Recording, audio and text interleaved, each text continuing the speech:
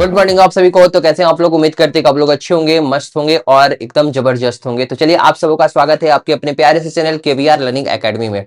आज का क्लास जो है हम प्रीवियस ईयर क्वेश्चन जो है डिस्कस करा रहे हैं। एसएससी जीडी का 5 फरवरी 2025 का ये चौथे शिफ्ट में एग्जाम हुआ था। और इससे पहले जो देखिएगा प्लेलिस्ट में हम बहुत सारे एग्जाम का जो है एसएससी जीडी का प्रीवियस ईयर क्वेश्चन डिस्कस किए हैं। अगर आप लोग नहीं देखे होंगे, चैनल पर नए होंगे तो लाइक कीजिएगा, सब्सक्राइब कीजिएगा और अपने दोस्तों को भी शेयर कीजिएगा। तो चलिए आज का सेशन स्टार्ट करते हैं। बैठ जाइए आप लोग, ठीक है? चलिए बैठिए। जितने भी ऑफलाइन बच्चे देख रहे हैं जल्दी जल्दी आप आंसर बताइए। चलिए इधर देखिए क्वेश्चन को। क्वेश्चन कह रहा है कि सचिन ने 52 कुर्सियां बेची और उसे 52 कुर्सियों के विक्रय मूल्य के बराबर हानि होती है, सॉरी यहाँ बराबर लाभ हुआ तो उसका लाभ प्रतिशत कितना होगा। ठीक है, क्वेश्चंस में कह रहा है कि अगर 152 कुर्सियों का विक्रय करता है तो 52 कुर्सियों के विक्रय मूल्य के बराबर उसको लाभ हुआ। ठीक है, तो इस टाइप में दो तरह का क्वेश्चंस पूछता है और इसमें या तो पूछेगा कि विक्रय मूल्य के बराबर होता है या फिर क्रय मूल्य से कंपेयर करेगा। तो अगर आपका विक्रय मूल्य से कंपेयर होगा तो देखिए इस तरह के क्वेश्चंस को आप मुंह जबानी बना सकते हैं। आप ये सोचिए कि एक कुर्सी का जो विक्रय मूल्य है अगर 1 रुपया है तो 52 कुर्सी का विक्रय मूल्य कितना हो जाएगा?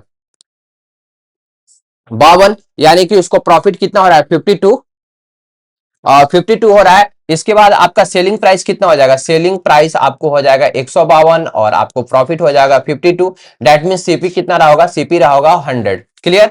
तो कह रहा है कि परसेंटेज लाभ कितना होगा, तो परसेंटेज प्रॉफिट निकालने के लिए हम क्या करते हैं? प्रॉफिट को डिवाइड करते हैं किससे? सीपी से, और परसेंटेज निकालने के लिए 100 से मल्टीप्लाई करते हैं। तो आपका कितना हो जाएगा? 52%। ऑप्शन नंबर डी इसका राइट आंसर होगा। तो आप मुंह जबानी भी बना सकते थे, ऐसा नहीं है कि बहुत ज्यादा हार्ड कैलकुलेशन है। इस तरह के कैलकुलेशन को आप माइंड में भी कर सकते हैं। तो आते हैं हम लोग नेक्स्ट क्वेश्चन में और ये रहा आपका दूसरा क्वेश्चन। तो जल्दी से आप लोग इसका आंसर बताइएगा। कह रहा है कि मंदार, केतन और तुषार का औसत वजन कितना है? 45 किलोग्राम है। तीनों का जो वजन है वो 45 क्या है? किलोग्राम है। यदि मंदार और केतन का औसत वजन की अगर बात कीजिएगा तो कितना है? 43 है। और यहाँ पे कह रहा है कि केतन और तुषार का औसत वजन कितना है? 48 है। तो केतन का वजन कितना होगा? क्लियर? तो आपको पता है कि एवरेज जब भी निकालना हो तो एवरेज बराबर क्या होता है? सम और बटा में डिवाइड करते हैं नंबर से। ठीक है, तो यहाँ पे हम देखेंगे कि मंदार का, केतन और तुषार का औसत वजन अगर 45 दिया है तो कुल वजन कितना हो जाएगा?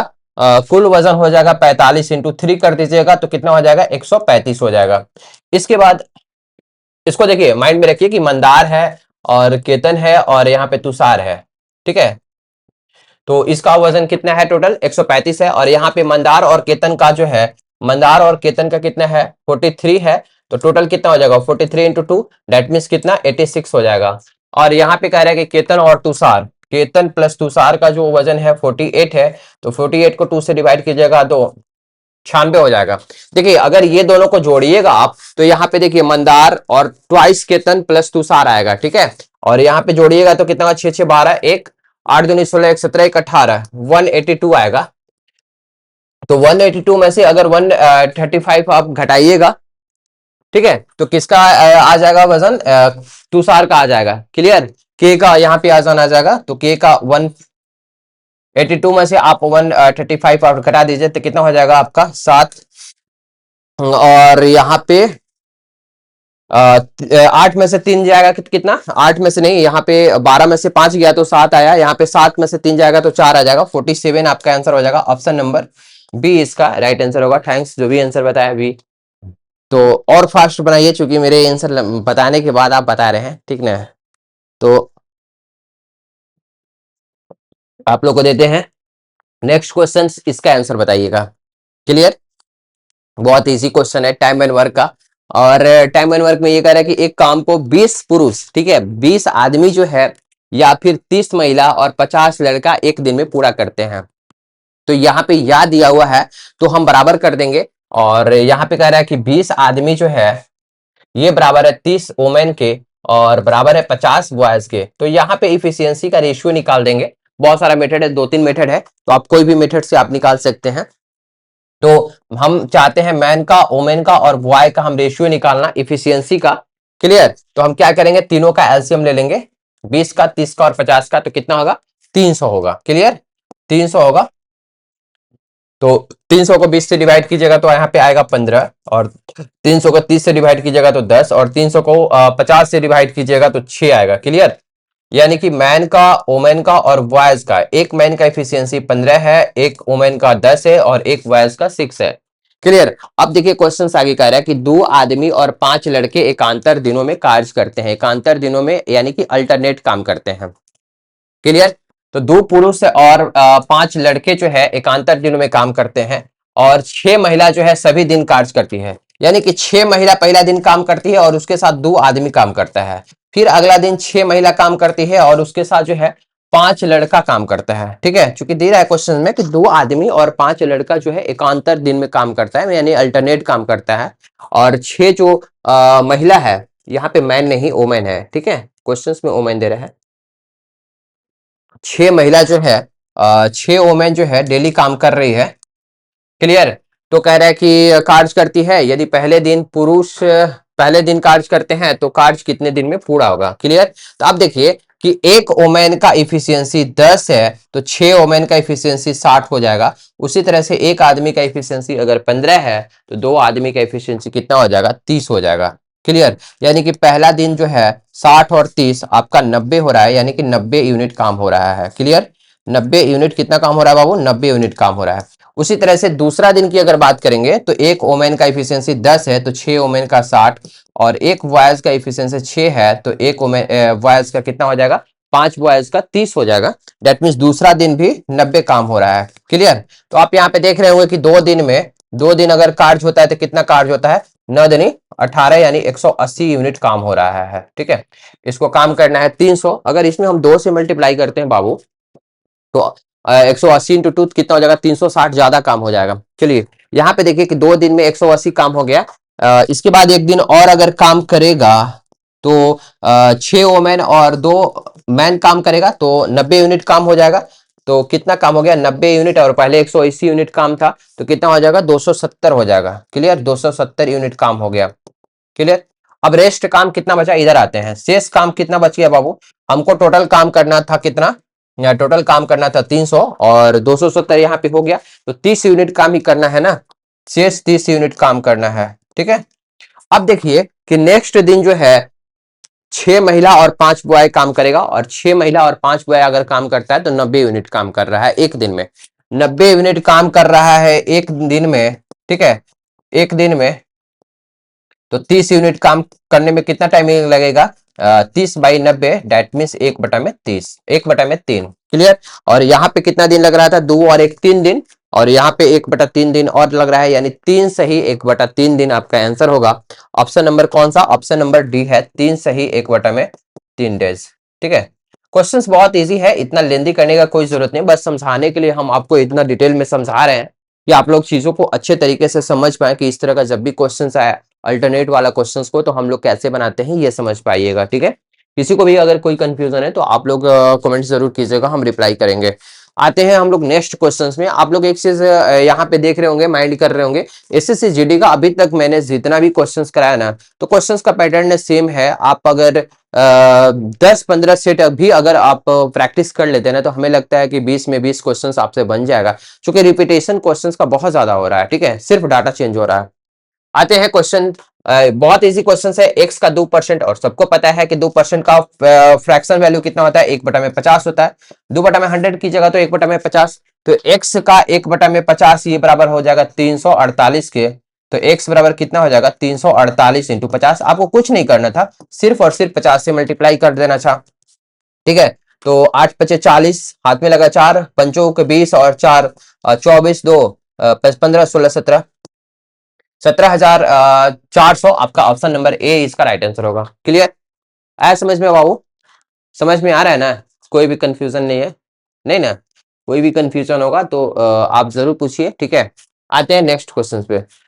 देखिए क्वेश्चन नंबर 5 कह रहे हैं, बहुत इजी क्वेश्चंस हम आप लोग को अक्सर बताते हैं। एलसीएम और एचसीएफ कैसे निकालना है सबको पता है, जितने भी मेथड है। कह रहे हैं कि वह छोटी से छोटी प्राकृतिक संख्या ज्ञात कीजिए। जब भी छोटी से छोटी संख्या अगर पूछता है तो आपके दिमाग में डायरेक्ट आना चाहिए कि एलसीएम की बात कर रहा है।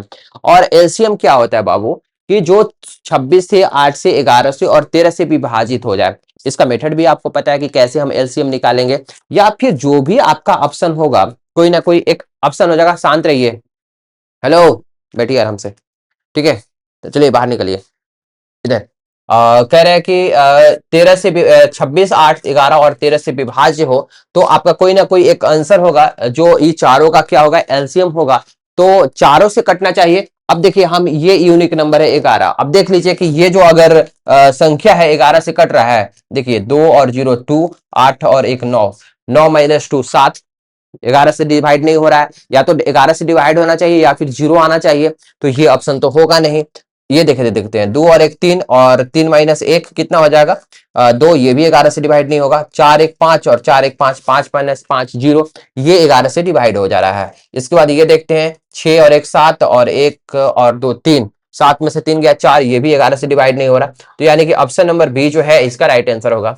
या फिर आप लोग मेथड की बात कीजिएगा कि एलसीएम कैसे निकालते हैं, तो सबको पता है, यहाँ पे 26 है, यहाँ पे 8 है, 11 है, 13 है, तो एलसीएम क्या हो जाएगा, एलसीएम होगा 13 इंटू 11 इंटू 8, ठीक है। और यहाँ पे 13 और इंटू 2 है, ये है। तो इसको मल्टीप्लाई कीजिएगा तो आपका कितना हो जाएगा, 1144 आपका आंसर आ जाएगा। ठीक है, समझ पा रहे हो मेरी बातों को। आगे बढ़ते हैं, इसको नोट कर लीजिए आप लोग।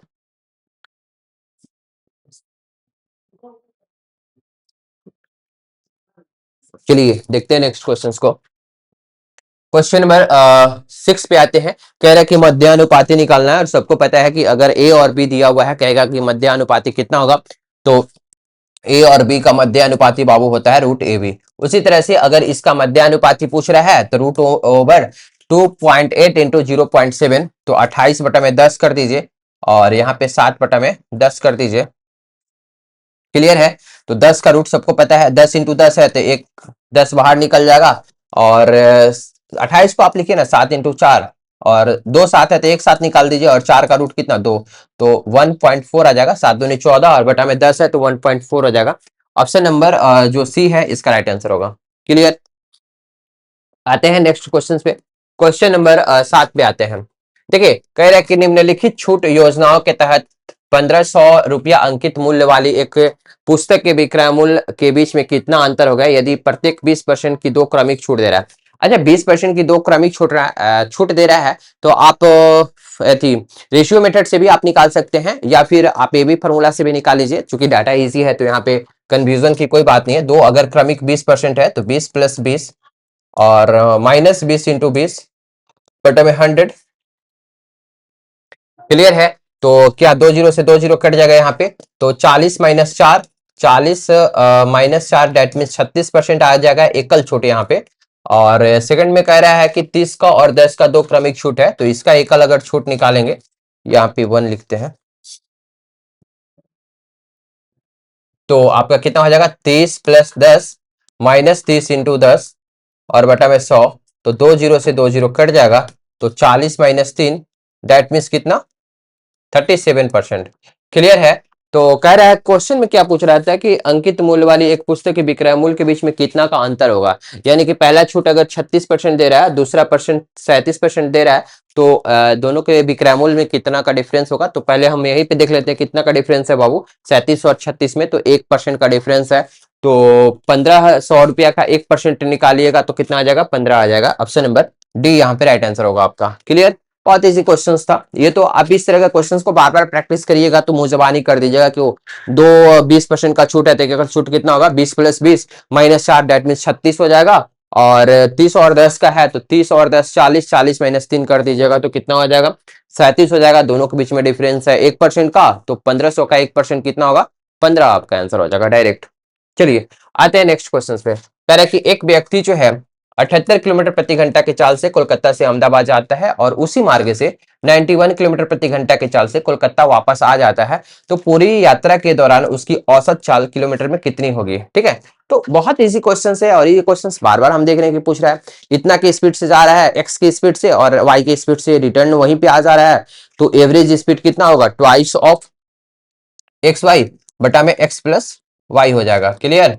तो 2 इंटू 78 इंटू 91 और बटा में दोनों को जोड़ दीजिएगा तो कितना हो जाएगा, 9 169 हो जाएगा। क्लियर। अच्छा 13 × 13 होता है कितना 169, यानी 13 से इसको काटते हैं और ये 6 से कट जाएगा, क्लियर। और ये 7 से कटेगा, 13×7 = 91, तो 7×6 = 42 और 42 दूनी कितना हो जाएगा 84, आपका आंसर हो जाएगा ऑप्शन नंबर डी इसका राइट आंसर होगा, क्लियर। देखिए आते हैं क्वेश्चन नंबर 9 पे, और क्वेश्चन नंबर 9 कह रहा है कि ईंधन की कीमत में क्रमागत 3 महीनों में 55%, 10% और 20% की कमी की गई, लेकिन चौथे महीने 65% की वृद्धि की गई, तो चौथे महीने में ईंधन की कीमत उसके मूल्य कीमत की तुलना में कितने प्रतिशत की वृद्धि या कमी हुई, क्लियर है। तो 55% का जो फ्रैक्शन वैल्यू है 55%, 5% का होता है 1/20, तो 55% का हो गया 11/20, यानी पहले कीमत अगर 20 था तो 11 की कमी होगी। इसके बाद कह रहा है कि 10% और 10% का फ्रैक्शन वैल्यू कितना होता है 1/10 होता है, और 20% का जो फ्रैक्शन वैल्यू होता है 1/5 होता है। इसके बाद आपका जो है 65% का जो फ्रैक्शन वैल्यू होता है कितना होता है 20% का 1/20, तो 13×5 = 65, 13/20 हो जाएगा। अब देखिए यहाँ पे पहले 20 कीमत था तो 11 की कमी, तो यानी कि आपकी 9 हो जाएगी। 10 से 1 का कमी होगा यानी कि 9 हो जाएगा। इसके बाद 5 से 1 का कमी यानी कि 4 हो जाएगा। इसके बाद 20 से 13 बढ़ेगा तो कितना हो जाएगा, 20 से आपका 13 बढ़ेगा तो पहले कीमत था आपका 20, और 20 से 13 बढ़ेगा तो कितना हो जाएगा बाबू 33 हो जाएगा। अब क्या करते हैं, इधर का इधर मल्टीप्लाई और इधर का इधर मल्टीप्लाई करते हैं, तो जो कटने वाला है इसको काटिए, 4 से काटिएगा तो ये 5, तो 5 × 5 25 हो जाएगा, 25 दूनी 50 हो जाएगा, और 50 पे हम कितना जीरो रखेंगे, 1 2 2 जीरो रखेंगे, और इधर मल्टीप्लाई कीजिए 81 × 33, जल्दी से बताइए कितना हो जाएगा बाबू। हाँ 2673, 2673। अब देखिए कह रहा है कि कितना कमी हो रहा है, तो कमी निकालने के लिए यहाँ पे इसको हम 100 बना देते हैं। 100 बनाने के लिए हम इसको क्या करेंगे, 50 से डिवाइड कीजिएगा इधर, तो 100 बन जाएगा, तो इधर भी आप क्या कीजिए 50 से डिवाइड कर दीजिए, तो 50 से डिवाइड कीजिएगा तो कितना आपका आंसर आ जाएगा 53.46, ठीक है। तो अब देखिए कितना का कमी हो रहा है, चूंकि हम कंपेयर कितने कर रहे हैं 100 से, तो 100 से कितना कमी होगा, तो 46.54 आपका हो जाएगा आंसर इन नंबर 46.54% आपका आंसर हो जाएगा, ऑप्शन नंबर ए इसका राइट आंसर होगा। तो सबसे बेस्ट मेथड है कि आप रेशियो से बनाइएगा। ये भी फॉर्मूला यहाँ पे 4 डाटा दिया हुआ था, तो 4 सक्सेसिव इंक्रीज डिक्रीज था, तो यहाँ पे बनाना मुश्किल हो जाएगा, तो सबसे इजी मेथड यहाँ पे रेशियो से ही बनाइएगा। चलिए आते हैं क्वेश्चन नंबर 10 पे, और क्वेश्चन नंबर 10 कह रहा है कि किसी मूलधन पर 8% की वार्षिक दर से 4 वर्षों की अवधि के लिए साधारण ब्याज कितना है। साधारण ब्याज आपका 4 वर्षों में 824 रुपया है, तो मूलधन ज्ञात कीजिए। एक साल में अगर 8% मिल रहा है तो 4 वर्ष में कितना मिल जाएगा 8×4 = 32, 32% का ही वैल्यू आपका कितना दिया हुआ 824 दिया हुआ है, तो यहाँ पे 100% का वैल्यू कितना हो जाएगा 32 से हम डिवाइड कर देंगे इंटू 100 कर देते हैं, क्लियर। जो कट रहा है उसको काट दीजिए, ऑप्शन नंबर बी आ रहा है, ऑप्शन नंबर डी। चलिए इसको मल्टीप्लाई कीजिएगा 2575 आ जाएगा, गलती नहीं ना कैलकुलेट कर रहे हैं। चलिए आते हैं नेक्स्ट क्वेश्चन पे। क्वेश्चन नंबर 11 आ रहा है। क्वेश्चन नंबर 11 कह रहा है कि यदि 5% वार्षिक ब्याज की दर से 3 वर्षों में चक्रवृद्धि ब्याज, शांत रहिए थोड़ा सा, आवाज नहीं कीजिए। कह रहा है कि 5% वार्षिक साधारण ब्याज के 3 वर्षों में चक्रवृद्धि ब्याज और साधारण ब्याज का अंतर आपका 244 रुपया दिया हुआ है, तो मूलधन आपका ज्ञात करना है। तो मूलधन आपको ज्ञात करना है, 1 मिनट आंसर बताइए जल्दी से कितना होगा। चलिए ठीक है, हम चेक करते हैं, आपका बी नंबर ऑप्शन आ रहा है, ठीक है। सबसे पहले हम रेट ऑफ इंटरेस्ट पे काम करेंगे। परसेंटेज आर का जो वैल्यू है 5% दिया हुआ है, और 5% का जो फ्रैक्शन वैल्यू होता है कितना होता है 1/20 होता है। तो आपका टाइम जो दिया हुआ है 3 साल दिया हुआ है, तो 3 साल के लिए हम पी का वैल्यू कितना रखेंगे 20 का क्यू यानी कि 8000। ये आपका पहला साल, ये दूसरा साल, ये तीसरा साल। तो पहला साल जो ब्याज मिलेगा 8000 का कितना मिलेगा 5%, यानी कि 8000 का 1/20 दैट मीन्स 400। यहाँ पे 400 दूसरे साल भी मिलेगा और तीसरे साल भी 400, लेकिन दूसरे साल जो है पहले साल का ब्याज भी मिलेगा। चूंकि पहले साल ब्याज 400 है, तो 400 का 1/20 निकालेंगे तो कितना हो जाएगा 20 आएगा। फिर तीसरे साल जो है ये 3 जो ब्याज पहले से मिला हुआ है इसका भी ब्याज मिलेगा। शांत रहिए थोड़ा सा, ठीक है। तो 20 20 और 1। अब कह रहा है कि साधारण ब्याज और चक्रवृद्धि ब्याज का अंतर कितना है 244 है, और अंतर यहाँ पे आपका कितना है 20 20 20 60 और 1 61। 61 का वैल्यू आपका क्वेश्चन में दिया है 244, तो 1 का वैल्यू कितना हो जाएगा 4। तो पूछ रहा है मूलधन, मूलधन कितना हमने माना है 8000, तो 8000 का वैल्यू कितना हो जाएगा 8 चौके 32 32,000 आपका आंसर हो जाएगा, ऑप्शन नंबर बी। यानी कि आपने सही आंसर बताया था, जो लोग भी आंसर बताए थे सही बताए हैं। आते हैं नेक्स्ट क्वेश्चन। चलिए ये देखो, ये क्वेश्चंस कह रहे हैं कि यदि किसी घन के कोरों की 3 गुना कर दिया जाए तो उसका आयतन क्या होगा। सबको पता है कि घन का जो आयतन होता है वो क्या होता है, ए क्यू होता है, यानी कि भुजा का क्यू होता है।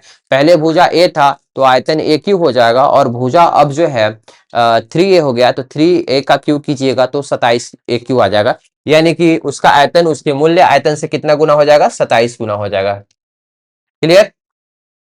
आते हैं नेक्स्ट क्वेश्चन पे। ये क्वेश्चन भी बहुत ज्यादा इजी है। 50/5 है तो यहाँ पे 10 कर दीजिए। क्लियर। अच्छा 24×72, यहाँ पे 24 आ जाएगा, प्लस 12/1 कीजिएगा और 8 - 7 कीजिएगा तो 1, तो 24 और प्लस 12 यहाँ पे आ गया।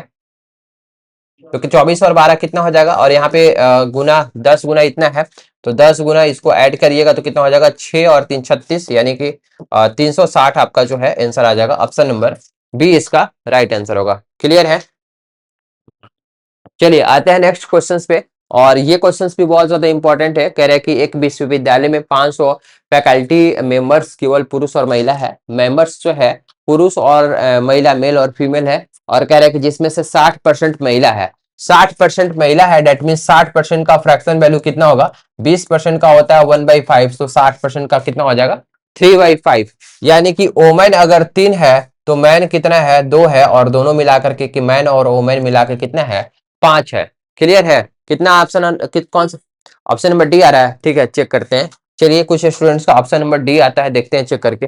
तो यहाँ पे कह रहा है कि महिलाओं का औसत लंबाई कितना है, 162 है। तो इसमें हम क्या करेंगे, 162 से मल्टीप्लाई करेंगे। और पुरुषों की औसत लंबाई कितना है, 168 है। तो कह रहा है कि ओवरऑल कितना होगा, तो एक्स मान लेते हैं ओवरऑल। तो एक्स का वैल्यू हमें क्या करना पड़ेगा, फाइंड आउट करना पड़ेगा। क्लियर है। अब देखिए यहाँ पे 162 को आप क्या कीजिएगा, बेस वैल्यू मान लीजिए। बेस वैल्यू 162 को मान लेते हैं। तो अब देखिए यहाँ पे 3 + 2 = 5 हम मान लेते हैं। चलिए ये मेथड से तो आप बनाइएगा तो यहाँ पे एक्स का वैल्यू आ ही जाएगा। क्लियर। यहाँ पे एक्स का वैल्यू तो आ ही जाएगा। अब हम क्या करते हैं, एक सेकंड मेथड बताते हैं जहां पे कैलकुलेशन आपको इजी होगा करना। तो हम 162 को ही बेस वैल्यू मान लेते हैं। तो 162 से 162 कितना ज्यादा है, तो आप कहिएगा कि सर 0 ज्यादा है, तो इसमें 0 से मल्टीप्लाई कीजिएगा। और ये कितना ज्यादा है, 6 ज्यादा है। और एक्स का वैल्यू इसमें मल्टीप्लाई करना है और एक्स का वैल्यू निकालना है। तो एक्स इक्वल टू कितना हो जाएगा, 6 दूनी 12 और 12/5 हो जाएगा। 12/5 का मतलब डिवाइड कीजिएगा तो 5 दूनी 10 और 2.4 आ जाएगा। तो आपकी कितनी हो जाएगी, बेस वैल्यू माना था मैंने 162, तो 162 + 2.4 यानी कि 164.4 आपका आंसर हो जाएगा। ऑप्शन नंबर डी इसका राइट आंसर होगा। सही जवाब दिया आपने। ठीक है, आते हैं नेक्स्ट क्वेश्चंस पे। और ये क्वेश्चंस कह रहे हैं तृतीय अनुपाती बताना है। तृतीय अनुपाती, अगर ए और बी का तृतीय अनुपाती पूछेगा तो आपका वैल्यू होता है b² तो बी के जगह पे हम कितना रखेंगे, 2√7। 2√7 का स्क्वायर करेंगे और बटा में ए। 1 मिनट, ठीक है, चेक करते हैं भी। और बटा में ए करेंगे तो 3 + √2 आ जाएगा। तो ऊपर में कितना हो जाएगा बाबू, 2 × 2 यानी कि 4, और 4 × 7, √7 × √7 कितना होता है, 7 होता है। तो 7 का 28 हो जाएगा। और नीचे में क्या होगा, 3 + √2। इसको परिमीकरण करेंगे, रेशनलाइजेशन जिसको बोलते हैं। तो उसके लिए हम क्या करेंगे कि 3 - √2 से नीचे और ऊपर मल्टीप्लाई कर देंगे। तो ये a + b a - b के फॉर्म में आ गया। तो a + b a - b का फॉर्मूला क्या होता है, a² - b², यानी कि 3 का स्क्वायर - √2 का स्क्वायर कीजिएगा तो 9 - 4, तितरी के 9 और 9 - 2 आएगा यहाँ पे, तो 7 आएगा यहाँ पे ना, √2 का स्क्वायर करना है। तो नीचे में 7 आ जाएगा, ऊपर में कितना हो जाएगा, 28 × 3 - √2। तो ये 4 मर्त में कटेगा, तो 4 × 3 - √2। कहाँ मिस्टेक हो रहा है बाबू, 2 दूनी के 4, 3 - √2, ऑप्शन नंबर डी आएगा यहाँ पे। ठीक है, आप लोग एक बार ठीक से देख लीजिएगा। फॉर्मूला ये होता है b² होता है। क्लियर है। तो b के जगह पे हमने रखा 2√7, यहाँ पे 2√7 हो गया यहाँ पे। तो कितना हो जाएगा, 2 × 2 4 हो जाएगा, और √7 × √7 कितना हो जाएगा, 7 हो जाएगा। तो 7 का 28 ऊपर में तो सही है, और नीचे में 3 + √2 है। तो परिमीकरण कीजिएगा तो कितना हो जाएगा, 3 का स्क्वायर, डेट मीन्स 9, 9 - 2 कितना हो जाएगा, 7। तो सचो का 28, option number D right answer है बाबू। ठीक है, आते हैं नेक्स्ट क्वेश्चन पे। देखिए एक पंखे का विक्रय मूल्य कितना है? पंखे का विक्रय मूल्य 7,392 है। यदि लाभ प्रतिशत 32% है तो कह रहा है कि पंखे का क्रय मूल्य कितना होगा? चलिए आंसर बता रहे हैं कि डी होगा। ठीक है, तो बहुत इजी क्वेश्चन है, आप देख लीजिए विक्रय मूल्य दिया हुआ है 32%। 32% का मतलब अगर 100% आपका 100 अगर आपका क्रय मूल्य है तो 32 रुपया का आपको प्रॉफिट हो रहा है, तो 132 का वैल्यू कितना दिया हुआ है? 7,392 है, तो 100% का वैल्यू पूछ रहा है, तो आपका कितना आ जाएगा? 5,400 आ जाएगा। क्लियर है, इजी क्वेश्चन है। चलिए आते हैं नेक्स्ट क्वेश्चंस पे, और ये क्वेश्चंस भी बहुत इजी है, बोर्ड मार्क्स का क्वेश्चंस है। यहाँ पे देखिए -9 है, और यहाँ पे -60 भागा -15 है, तो 15 चौके 60, तो -4 और -21, 21 और 4 25, 25 और 9 कितना हो जाएगा? -34 आपका आंसर हो जाएगा। ऑप्शन नंबर बी इसका राइट आंसर होगा। देखिए आते हैं नेक्स्ट क्वेश्चन पे, कह रहे हैं कि शहर ए से शहर बी तक यात्रा करता है मनोज, और मनोज अपनी कार को अपनी सामान्य चाल की 1/4 चाल पर चलता है, 1/5 की चाल पर चलता है, और वह शहर बी तक 36 मिनट की देरी से पहुंचता है। ठीक है शांत रहिए। यदि मनोज अपनी कार सामान्य चाल से चलाता है तो शहर ए से शहर बी तक यात्रा करने में उसे कितना टाइमिंग लगेगा? तो यहाँ पे डिस्टेंस जो है आपका कांस्टेंट है, और सबको पता है कि डिस्टेंस बराबर क्या होता है? डिस्टेंस बराबर आपका होता है टाइम इंटू स्पीड। तो अगर डिस्टेंस कांस्टेंट है तो टाइम जो है इनवर्सली प्रोपोर्शनल होता है 1/स्पीड के। तो अगर पहले जो चाल था बाबू, अगर पहले चाल 5 था, तो अब चाल कितना हो गया? 1 के स्पीड से जा रहा है, तो समय क्या लगेगा? समय 5, समय जो है 1 से 5 हो जाएगा। ठीक है, ऐसे हो जाता है क्रॉस मल्टीप्लीकेशन, 1 से 5 हो जाएगा। तो समय कितना ज्यादा लग रहा है? समय लग रहा है 4 ज्यादा, लेकिन क्वेश्चन में कह रहा है कि 4 का वैल्यू कितना है? 36 मिनट है, तो 4 का वैल्यू आपका यहाँ पे 36 मिनट हो जाएगा। तो 1 का वैल्यू कितना हो जाएगा? 9 मिनट। 1 का वैल्यू आपका हो जाएगा 9 मिनट। तो पूछ रहा है कि यदि मनोज अपनी सामान्य चाल से चलता है, यानी कि पहले 5 की चाल से चल रहा था, तो इसकी सामान्य चाल थी, तो अपनी सामान्य चाल से चलता है, तो ए से बी तक यात्रा करने में उसे कितना टाइमिंग लगेगा? तो टाइम कितना लग रहा है? एक का वैल्यू कितना है? 9, तो 9 मिनट आपका आंसर हो जाएगा। ऑप्शन नंबर ए इसका राइट आंसर होगा। क्लियर, आते हैं सेकंड लास्ट क्वेश्चंस पे, और ये क्वेश्चंस कह रहे हैं कि दो संख्याओं का एलसीएम और एचसीएफ कितना दिया हुआ है? 168 दिया हुआ है और 14 दिया हुआ है। उसमें एक संख्या 42 है, तो दूसरी संख्या आपसे पूछ रहा है कि कितना होगा। तो आपको पता है कि पहली संख्या इंटू दूसरी संख्या बराबर होता है एलसीएम, एलसीएम इंटू एचसीएफ होता है। क्लियर है, तो दूसरी संख्या आपसे पूछ रहा है, तो एलसीएम कितना है? 168 है इंटू 14 और बटा में पहली संख्या 42 है। 14 थी 42, 3 मर्त में, और 3 को इससे काटिएगा तो 15 और 18, 56 आ गया। Option number A right answer है। अमन कुमार बता रहे हैं। चलिए आपका आंसर था, गुड आंसर। चलिए ठीक है, आते हैं क्वेश्चन नंबर 20 पे। चलिए जल्दी से आंसर बताइए, इसका क्या है? डी। ठीक है, चेक करते हैं। किसान के पास 1612 रुपया है, उसने इसे अपने पुत्र पीयूष और मनोज के बीच में बांट दिया। पीयूष को भी दिया और किसको दिया? मनोज के बीच में बांट दिया। तो उन्हें इस वार्षिक रूप में चक्रवृद्धि होने के लिए 8% ब्याज की दर पर निवेश किया, और यह देखा कि पीयूष और मनोज को क्रमशः 12 और 13 वर्षों के बाद समान धनराशि प्राप्त हुई। यानी कि जो मिश्रधन मिल रहा है, समान मिश्रधन मिल रहा है। और आपको पता है कि मिश्रधन इक्वल टू क्या होता है? मिश्रधन ए इक्वल टू होता है पी इंटू 1 प्लस आर बटा में 100 के पावर में टी। क्लियर, तो कह रहा है कि पीयूष ने, शान ने पीयूष को कितनी धनराशि दी थी?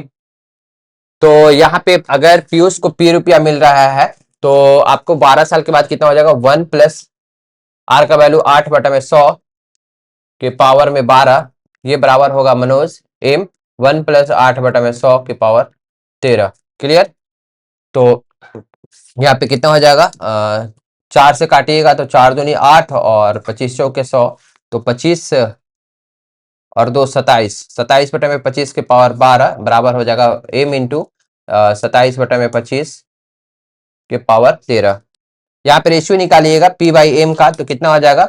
27 बटा में 25 आ जाएगा। क्लियर, अब देखिए दोनों को मिला के धनराशि कितना मिल रहा है? 25 और 27 कितना? 25 दूनी 50 और 50 दो 52, 52। और 52 का वैल्यू कितना दिया हुआ क्वेश्चन में? क्वेश्चन में दिया है 1612 रुपया। तो पूछ रहा है आपको किसान ने पीयूष को कितना रुपया दिया है, तो पीयूष को कितना दिया है, 27 दिया है।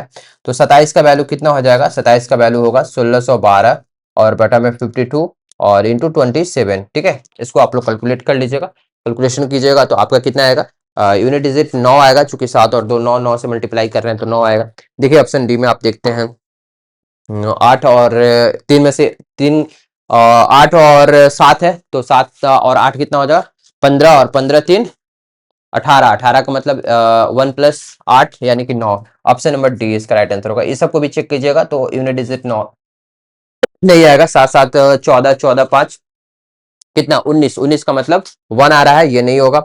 और ये देख लेते हैं 7 और 8 7 14 15 15 और 6 21, 21 का मतलब 3, ये भी नहीं आ रहा है। 8 7 15 15 5 20, 20 का मतलब 2। ऑप्शन नंबर सी भी नहीं होगा, तो यानी कि ऑप्शन नंबर डी होगा। आप इसको कैलकुलेट कर लीजिएगा अभी, तो आपका कितना आ जाएगा 837। क्लियर। चलिए इसके बाद आप लोग से मिलते हैं हम नेक्स्ट क्लास में, नेक्स्ट सेशन में। आज के लिए इतना ही, थैंक्स।